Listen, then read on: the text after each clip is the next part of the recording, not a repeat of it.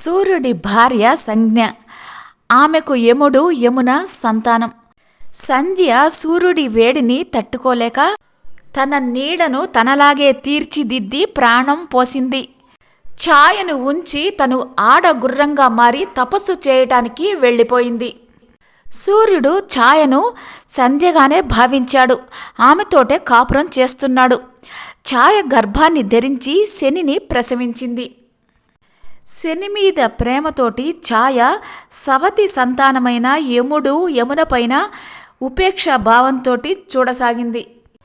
యముడు ఆమెను తన తల్లిగానే భావించాడు.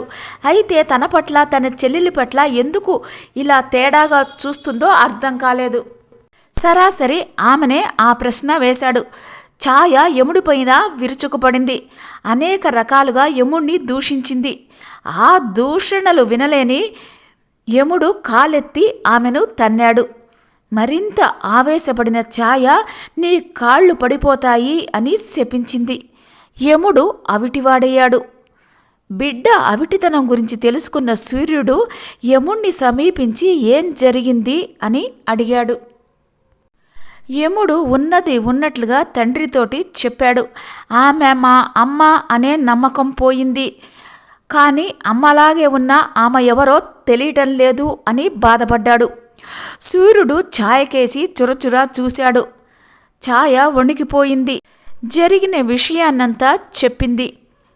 మరుక్షణమే సూర్యుడు కూడా గుర్రంగా మారి సాగర తీరాన్ని చేరాడు. సంధ్యను కలుసుకున్నాడు. అశ్వరూపంలో ఉన్న సంధ్య సూర్యుడికి తన కష్టాన్ని చెప్పుకుంది. అశ్వరూపంలో ఉన్న సూర్యుడికి సంధ్యకి 2 కుమారులు జన్మించారు. వారే అశ్విని దేవతలు, దేవ వైద్యులు అయ్యారు.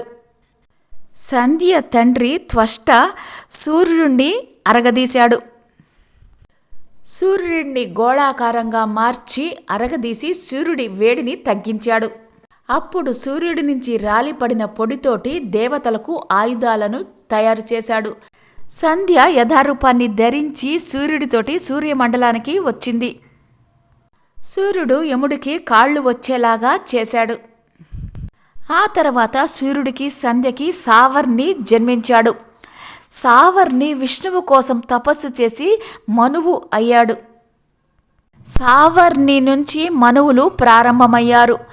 మనువుల నుంచి సూర్యచంద్ర వంశాలు అన్నీ వచ్చాయి.